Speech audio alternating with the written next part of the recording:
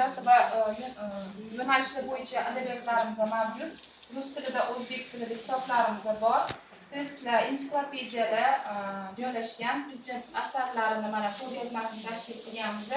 Va bu yilgi yashil iqtisodiyot, atrof muhitni asrash va yashil iqtisodiyot yili ko'rgazmasini burchagini tashkil qilganmiz. Har yili bilasizlar, prezident tomonidan yil nomi e'lon qilinadi. O'quv zalida bizda nima desam bo'ladi? Kam nusxada kelgan kitoblar saqlanadi. Shu o'zida foydalanasizlar, uyga bermaymiz.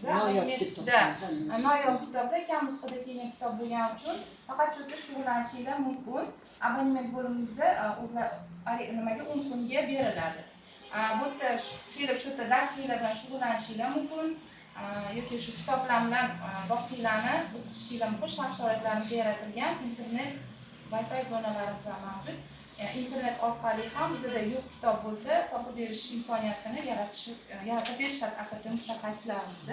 Ko'rib turganingizdek, mana sohaga oid tomon